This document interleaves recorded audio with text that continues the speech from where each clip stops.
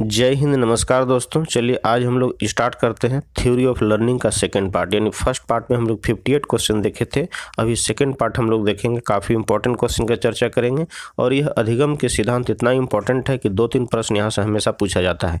यानी विभिन्न शिक्षा शास्त्रियों ने प्रयोग द्वारा अपना अपना मत दिया है, अपना अपना सिद्धांत प्रस्तुत किया है, जिसके बारे में आज हम लोग पूरा इंपॉर्टेंट क्वेश्चन का चर्चा करेंगे। वीडियो पूरा देखिएगा, ठीक है। अच्छा लगेगा तो सब्सक्राइब जरूर करेंगे, दोस्तों के साथ भी शेयर करेंगे। नेक्स्ट चलिए क्वेश्चन देखते हैं। अभी आज का पहला प्रश्न कहता है क्या, एक स्थिति में अधिगम के दूसरी स्थिति के अधिगम को प्रभावित करने का क्या नाम है। यानी एक स्थिति में अधिगम के दूसरी स्थिति के अधिगम को प्रभावित करने का क्या नाम है।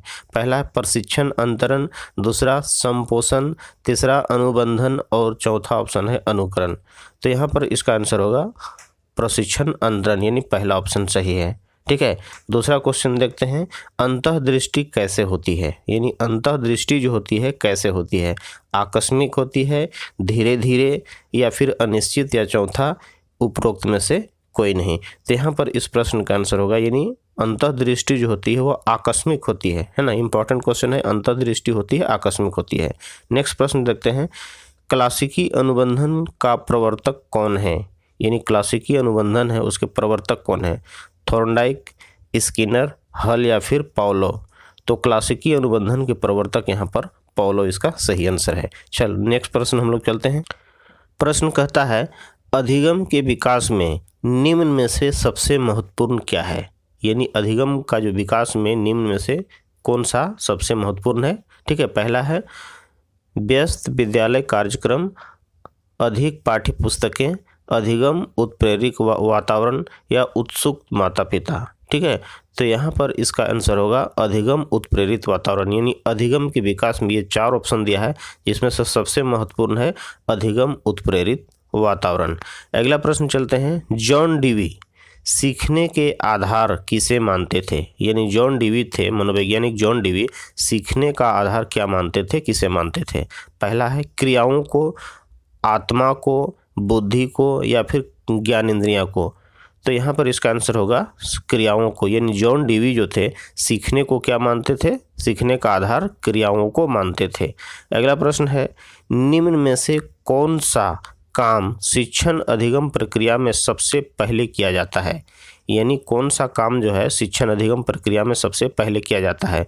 उद्देश्यों का निर्धारण, रणनीतियों का चयन, उद्देश्य लिखना, या कार्य विश्लेषण। तो यहाँ पर इसका आंसर होगा उद्देश्यों का निर्धारण। यानी यहाँ पर है, यानी प्रशिक्षण जो होता है शिक्षण अधिगम प्रक्रिया में सबसे पहले उद्देश्य का निर्धारण करते हैं। ऑप्शन पहला सही आंसर है। नेक्स्ट प्रश्न है, गेस्टाल्ट स्कूल ऑफ साइकोलॉजी के प्रणेता हैं। यानी गेस्टाल्ट स्कूल ऑफ साइकोलॉजी के प्रणेता कौन है।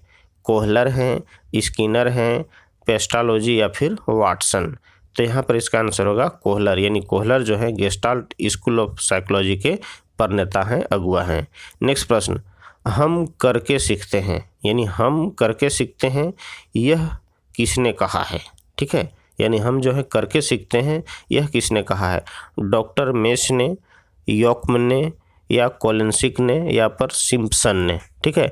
तो यहाँ पर इस प्रश्न का जो आंसर होगा यहाँ डॉक्टर मेश ने। यानी डॉक्टर मेश जो थे उन्होंने कहा कि हम करके सीखते हैं।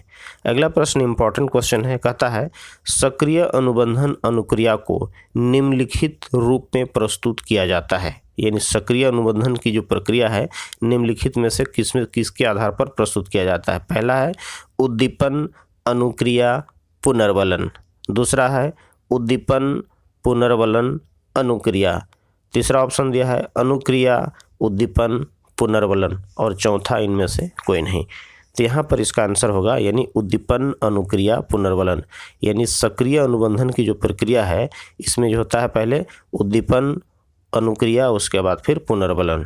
अगला इंपॉर्टेंट क्वेश्चन है, अधिगम का साइमन गेस्टाल्ट सिद्धांत का प्रतिपादन किया है। यानी अधिगम का जो साइमन गेस्टाल्ट सिद्धांत है उसका प्रतिपादन किसने किया है। पहला है रॉबर्ट गैने ने, टॉलमेन ने, वाटसन ने, या फिर इनमें से कोई नहीं। तो यहाँ पर इस प्रश्न का आंसर होगा टॉलमेन। यानी टॉलमेन ने अधिगम का साइमन गेस्टाल्ट सिद्धांत का प्रतिपादन किया है। अगला प्रश्न है, निम्नलिखित कथनों पर विचार करिए। चलिए 2 कथन दिया हुआ उस पर विचार करना है। पहला कथन है उद्दीपन तथा पुनर्वलन स्वतंत्र चर हैं, ठीक है, यानी उद्दीपन और पुनर्वलन जो है वह स्वतंत्र चर हैं। दूसरा है अनुक्रिया एक आश्रित चर है, ठीक है। तो यहाँ कहता है कि उपरोक्त कथनों में से कौन सा सही है। पहला यानी केवल पहला सही है, केवल दूसरा, या पहला और दूसरा दोनों सही है, या फिर न तो पहला सही है और नहीं दूसरा सही है, ठीक है। तो यहाँ पर कहता है कि उद्दीपन तथा पुनर्वलन स्वतंत्र चर हैं, ये तो सही है। दूसरा है अनुक्रिया एक आश्रित चर है, जो कि ये भी सही है, यानी ऑप्शन नंबर तीसरा पहला और दूसरा दोनों कथन यहाँ सही है। अगला प्रश्न फिर कहता है कि फिर 2 कथन दिया हुआ है उस पर विचार करना है, ठीक है। कहता है कि पहला दिया है कि कोहलर ने अंतर्दृष्टि द्वारा अधिगम के क्षेत्र में अनेक प्रयोग किए। एकदम सही है कि कोहलर ने अंतर्दृष्टि द्वारा जो होता है अधिगम के क्षेत्र में अनेक प्रयोग किए। दूसरा ऑप्शन दिया है कि कोहलर के प्रयोग ने यह सिद्ध कर दिया कि पशु में अंतर्दृष्टि उत्पन्न होने से पूर्व समस्या के सभी अंगों के मध्य संबंध स्पष्ट हो जाता है, ठीक है, तभी वह उनका पुनर्गठन कर सकता है, यानी दूसरा कथन है। और यहाँ पर कहता है कि मैंने ऑप्शन दिया हुआ है कि उपरोक्त कथनों में से कौन सा कथन सही है। केवल पहला, केवल दूसरा, पहला दूसरा दोनों, या फिर न तो पहला और नहीं दूसरा। तो यहाँ पर कहता है कि कोहलर ने जो अंतर्दृष्टि द्वारा अधिगम के क्षेत्र में अनेक प्रयोग किए हैं, एकदम सही है, अनेक प्रयोग किए हैं। दूसरा कहता है कि कोहलर के प्रयोगों ने यह सिद्ध कर दिया कि पशु में अंतर्दृष्टि उत्पन्न होने से पहले समस्या के सभी अंगों के मध्य संबंध स्पष्ट हो जाता है, ठीक है, तभी वह उनका पुनर्गठन कर सकता है, और ये भी कथन सही है, यानी ऑप्शन यहाँ तीसरा सही है, यानी पहला और दूसरा दोनों सही है। अगला प्रश्न हम लोग चलते हैं फिर एक प्रश्न है जिसमें से कथन दिया हुआ है, यानी निम्नलिखित कथनों पर फिर विचार करना है। पहला कथन दिया है अनुबंधन अनुक्रिया सिद्धांत यांत्रिकरण पर बल देता है, यानी अनुबंधन अनुक्रिया का जो सिद्धांत है वह यांत्रिकरण पर बल देता है। दूसरा ऑप्शन दिया है प्रौढ़ तथा परिपक्व मनुष्य पर इस सिद्धांत का प्रभाव नहीं पड़ता है, ठीक है। उपरोक्त दोनों कथनों में से कौन सा कथन सही है, यानी पहला केवल पहला है, केवल दूसरा पहला और दूसरा, ठीक है। और चौथा ऑप्शन दिया है पहला भी और न दूसरा भी, यानी न पहला होगा इसका आंसर और न ही दूसरा होगा। तो यहाँ पर इस प्रश्न का आंसर इसमें भी तीसरा आंसर है, यानी पहला और दूसरा दोनों कथन जो है यहाँ सही है, ठीक है। नेक्स्ट प्रश्न हम लोग चलते हैं। सीखने या अधिगम शब्द में वातावरण संबंधी आवश्यकताओं की पूर्ति के लिए व्यवहार में होने वाले सभी प्रकार के परिवर्तन निम्नलिखित हैं। उपरोक्त कथन किससे संबंधित है, यानी प्रश्न फिर से देखिए क्या कहता है। सीखने या अधिगम शब्द में वातावरण संबंधी आवश्यकताओं की पूर्ति के लिए व्यवहार में होने वाले सभी प्रकार के परिवर्तन सम्मिलित होते हैं, ठीक है। यह कथन किससे संबंधित, यानी कौन सा विद्वान के द्वारा यह कथन कही गई है। किंग्सले एवं गैरी से यह संबंधित है, या फिर गॉर्डनर मर्फी से, या वाटसन से, या चौथा इनमें से कोई नहीं। तो यहाँ पर इस कथन को गॉर्डनर मर्फी ने कहा है, इसलिए गॉर्डनर मर्फी से यह कथन जो है सही है, ठीक है। नेक्स्ट प्रश्न चलते हैं। निम्नलिखित में से कौन सा कथन पुनर्वलन सिद्धांत की शिक्षा में उपयोग के आता है, यानी कहता है फिर से देखिए निम्नलिखित में से कौन सा कथन जो है पुनर्वलन सिद्धांत की शिक्षा में उपयोग के काम आता है, यानी उपयोग होता है। क्या होता है, पहला कथन है इस सिद्धांत में इस बात पर बल दिया जाता है कि विभिन्न क्रियाओं में बच्चों की आवश्यकताओं पर बल दिया जाए। दूसरा कहता है कि सफलता प्राप्त करने पर बालकों को पुरस्कार दिया जाए। तीसरा है कक्षा में पढ़ाई जाने वाली वस्तुओं के उद्देश्य स्पष्ट हों, और उपरोक्त में से सभी। तो यहाँ प्रश्न कहता है कि कौन सा कथन पुनर्वलन सिद्धांत की शिक्षा में उपयोग में आता है, ठीक है। तो यहाँ पहला ऑप्शन भी सही है, यानी पहला कहता है कि इस सिद्धांत में इस बात पर बल दिया जाता है कि विभिन्न क्रियाओं में बच्चों की आवश्यकता पर ध्यान दिया जाए, यानी क्या उसका नीड्स है उस पर ध्यान दिया जाए। सही कथन है। दूसरा कहता है कि सफलता प्राप्त करने पर बालकों को पुरस्कार दिए जाए, तभी वो मोटिवेट हो सकेंगे, ठीक है, प्रेरित होंगे, इसलिए दूसरा ऑप्शन भी सही है। तीसरा कहता है कि कक्षा में पढ़ाई जाने वाली वस्तुओं का उद्देश्य स्पष्ट होना चाहिए, क्लियर होना चाहिए, यानी उपरोक्त कथन सही है, यानी उपरोक्त सभी होगा, चौथा ऑप्शन सही है। नेक्स्ट प्रश्न, सीखने की परिभाषा अच्छी, खाली स्थान दिया हुआ है, के अर्थ में दी जाती है, किसके, यानी व्यवहार परिवर्तन, व्यवहार परिवर्जन, उपरोक्त दोनों या इनमें से कोई नहीं। तो यहाँ सीखने की जो सबसे अच्छी परिभाषा है, सबसे अच्छी है, वो क्या है, व्यवहार में परिवर्तन या फिर व्यवहार में परिवर्जन अर्थों में दी जाती है। अगला प्रश्न कहता है कि विद्यार्थियों में पाए जाने वाली अधिगम शैलियों में भिन्नता का कारण हो सकता है, यानी विद्यार्थियों में पाई जाने वाली जो अधिगम की जो शैली है उसमें जो डिफरेंस है, अलग अलग है, यानी भिन्नता है, उसका क्या कारण हो सकता है। पहला है विद्यार्थी के समाजीकरण की प्रक्रिया, दूसरा है विद्यार्थी द्वारा अपनाई जाने वाली चिंतन की युक्तियाँ, तीसरा ऑप्शन दिया है परिवार की आर्थिक स्तर, और चौथा बालक का लालन पोषण, ठीक है, पालन पोषण। तो यहाँ पर कहता है कि विद्यार्थियों में पाई जाने वाली अधिगम शैलियों में भिन्नता का कारण यहाँ जो है हो सकता है विद्यार्थी की सामाजिकरण की प्रक्रिया। ऑप्शन इसका पहला सही आंसर है। नेक्स्ट प्रश्न, निम्नलिखित में से कौन सा पावलोवियन अनुबंधन में आवश्यक नहीं है, यानी निम्नलिखित में कौन सा कथन जो पावलोव द्वारा अनुबंधन में आवश्यक नहीं है। पहला है प्रबलन, दूसरा है सामीप्य, तीसरा है आनुषंगिकता, और चौथा है उत्सर्जित अनुक्रिया। तो यहाँ पर इसका आंसर होगा आनुषंगिकता।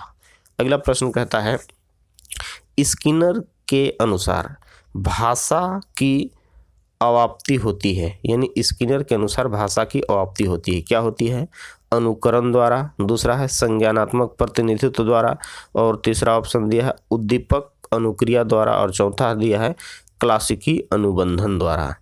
तो यहाँ जो चारों ऑप्शन में है यहाँ पर इसका आंसर होगा फोर्थ, यानी क्लासिकी अनुबंधन द्वारा जो होता है स्किनर कहा, यानी स्किनर के अनुसार भाषा की अवाप्ति होती है क्लासिकी अनुबंधन के द्वारा।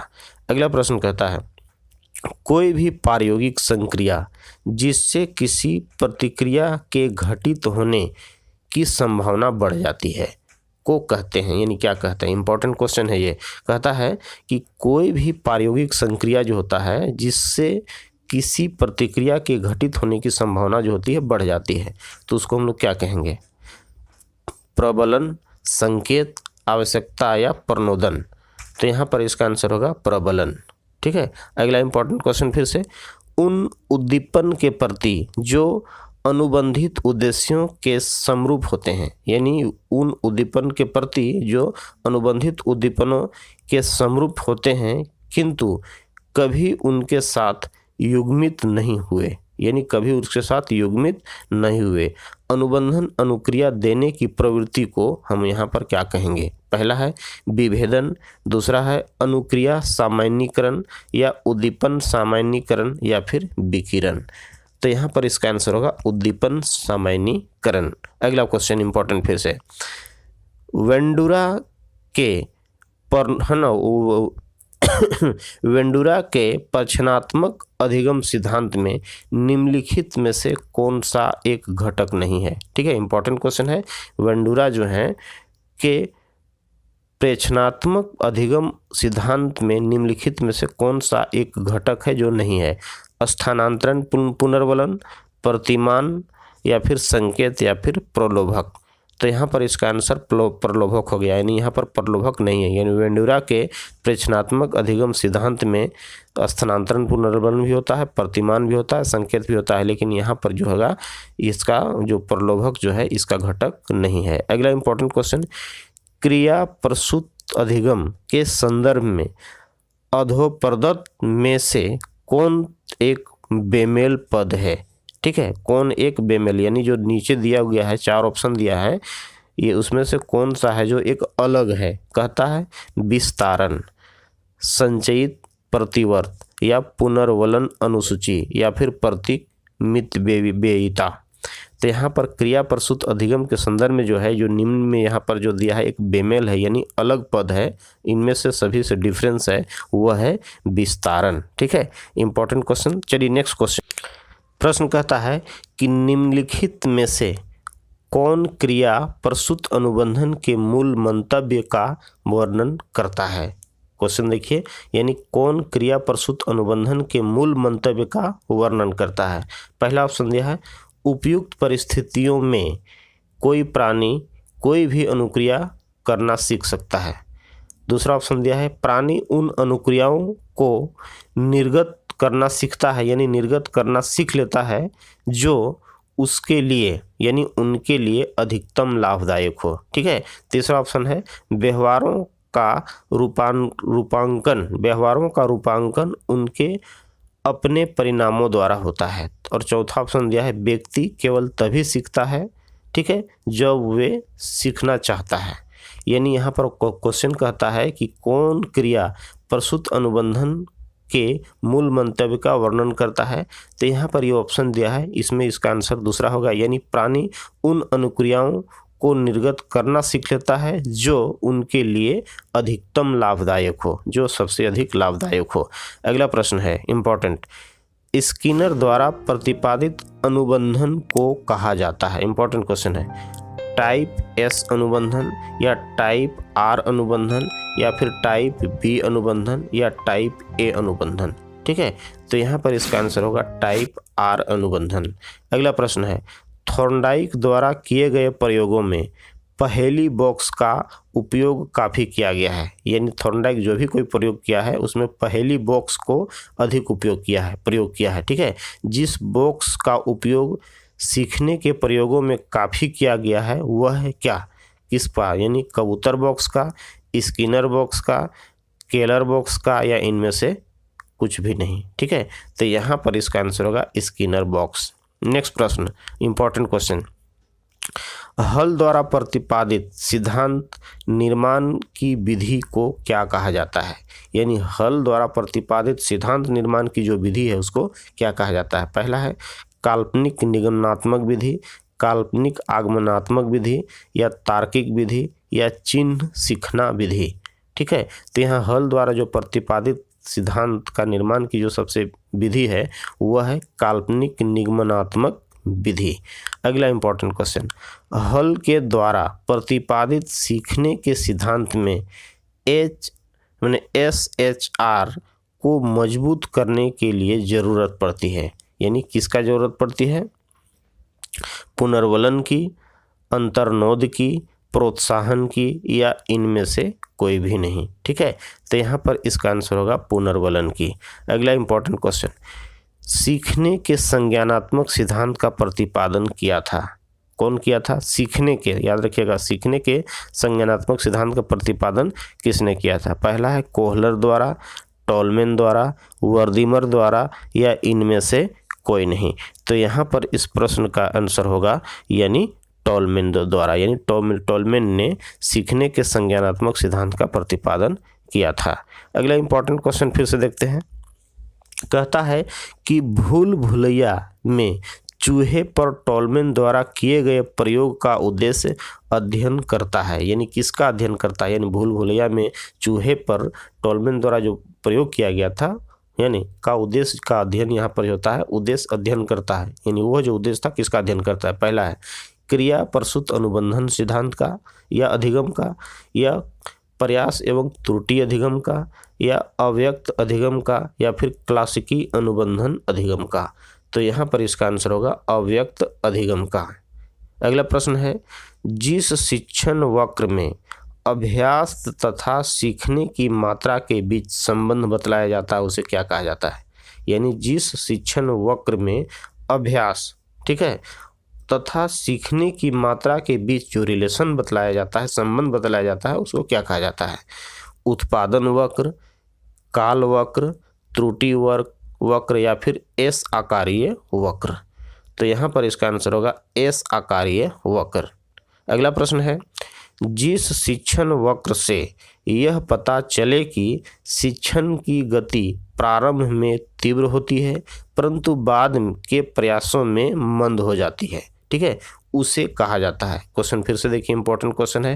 कहता है कि जिस शिक्षण वक्र से यह पता चले कि शिक्षण की गति पहले जो था प्रारंभ में तीव्र होती है, परंतु बाद के प्रयासों में ये मंद हो जाती है, ठीक है, तो उसको हम लोग क्या कहते हैं?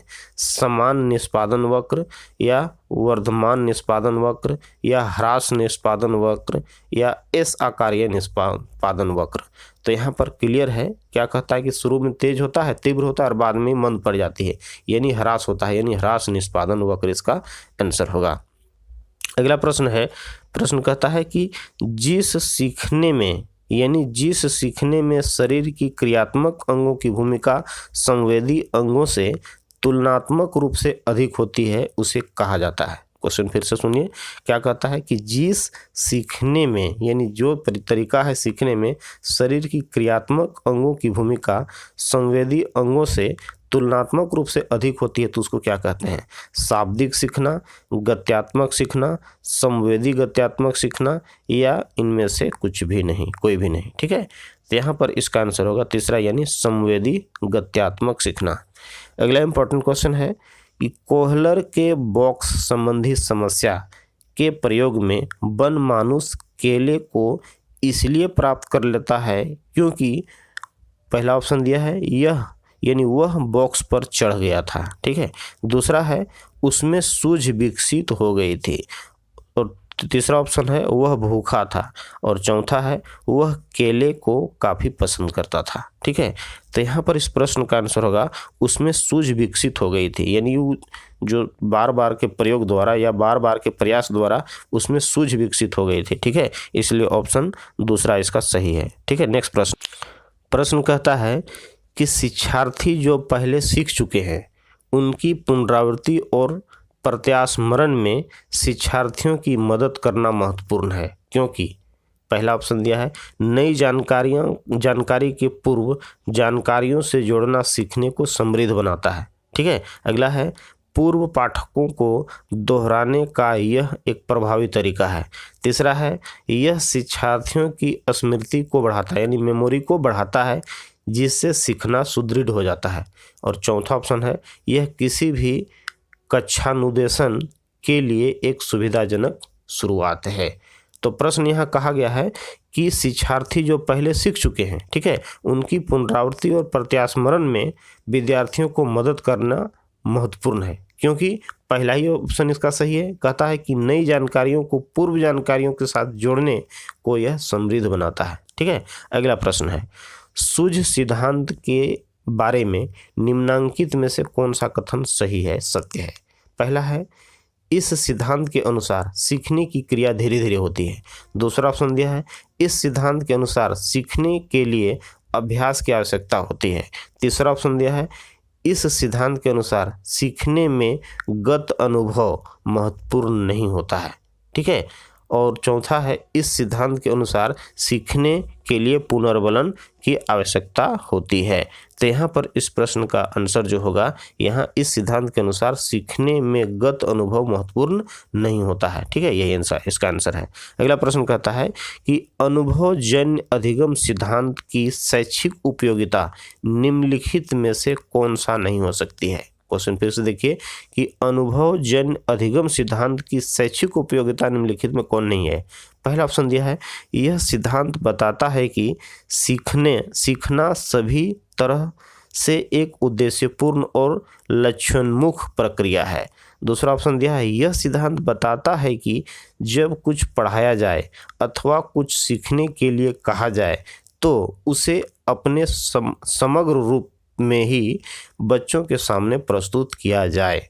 चौथा ऑप्शन दिया है छात्रों के व्यवहार को वांछित स्वरूप तथा दिशा प्रदान करने में यह सिद्धांत शिक्षकों की सहायता करता है। और लास्ट ऑप्शन है इस सिद्धांत की सहायता से छात्रों के लिए अधिगम स्रोतों एवं संसाधनों की व्यवस्था करने में सहायता मिलती है। तो प्रश्न यहाँ क्या कहता है कि अनुभवजन्य याद रखिएगा, अनुभवजन्य अधिगम सिद्धांत की शैक्षिक उपयोगिता निम्नलिखित में कौन हो सकती है?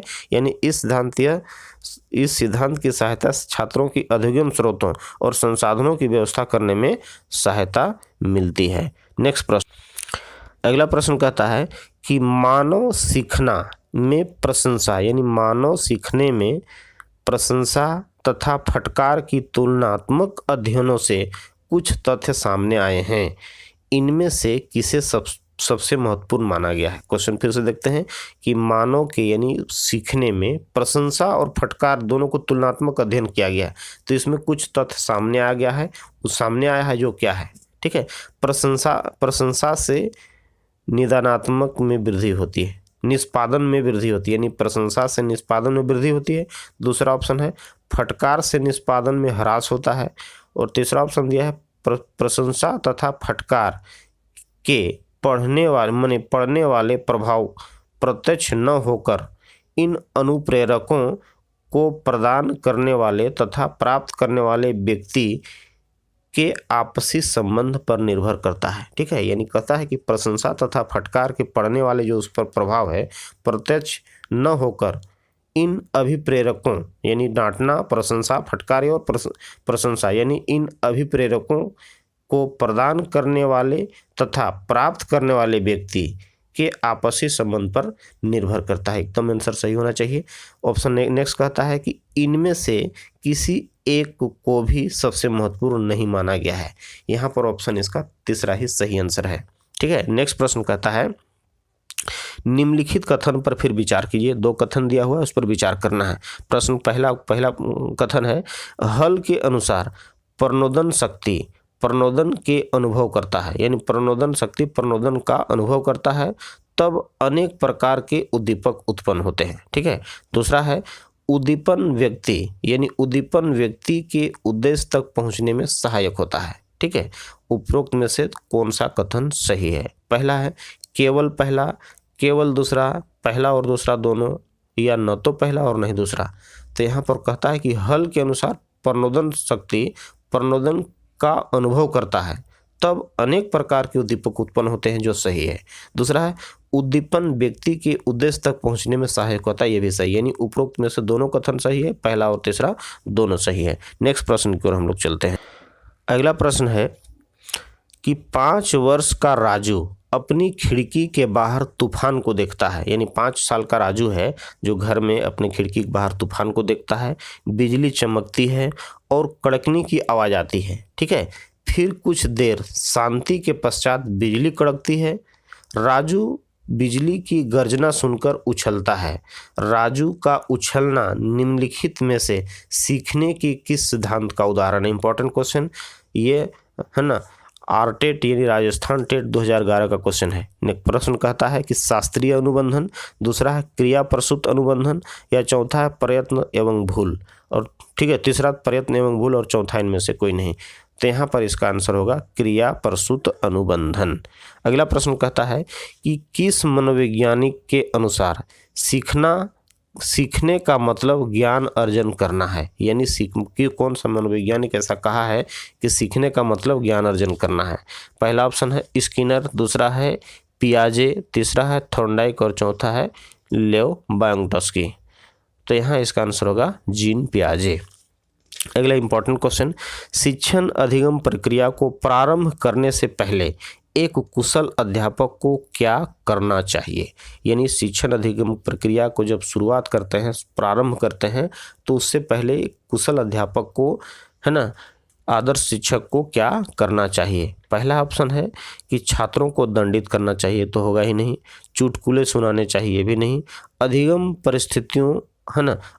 परिस्थितियां उत्पन्न करनी चाहिए, और चौथा है आराम करना चाहिए। तो एकदम क्लियर है कि यहाँ पर अधिगम परिस्थितियां यानी लर्निंग के लिए, अधिगम के लिए, सीखने के लिए, पढ़ने के लिए उस उपयुक्त परिस्थितियां उत्पन्न करना चाहिए। अगला प्रश्न है बायोंटस्की बच्चों के सीखने में निम्नलिखित में से किस कारक की महत्वपूर्ण भूमिका पर बल देते हैं। ठीक है, यानी बायोंटस्की जो है बच्चों के सीखने में निम्नलिखित में से किस कारक की महत्वपूर्ण भूमिका पर बल देते हैं। पहला है सामाजिक, दूसरा है आनुवंशिक, तीसरा नैतिक और चौथा है शारीरिक।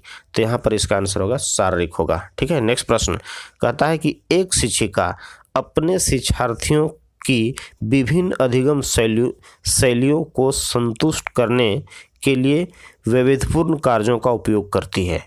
वह, खाली स्थान दिया है, से प्रभावित है, यानी किससे वह प्रभावित है। पहला है पियाजे के संज्ञानात्मक विकास के सिद्धांत पर, या कोहलबर्ग के नैतिक विकास सिद्धांत पर, या गार्डनर के बहुबुद्धि सिद्धांत पर, और चौथा बांगटस्की के सामाजिक सांस्कृतिक सिद्धांत पर। इंपॉर्टेंट क्वेश्चन, ठीक है। तो यहाँ इसका आंसर होगा गार्डनर के बहुबुद्धि सिद्धांत पर। यानी एक शिक्षिका अपने शिक्षार्थियों के विभिन्न अधिगम शैलियों को संतुष्ट करने के लिए एक वैविध्यपूर्ण कार्यों को उपयोग करती है, यानी वैविध्यपूर्ण कार्यों को प्रयोग में लाती है। तो वह चाहती है कि वह गार्डनर माने वह जो प्रभावित है, किस प्रभावित, यानी शिक्षिका किससे प्रभावित है, गार्डनर के बहुबुद्धि सिद्धांत से। अगला क्वेश्चन कहता है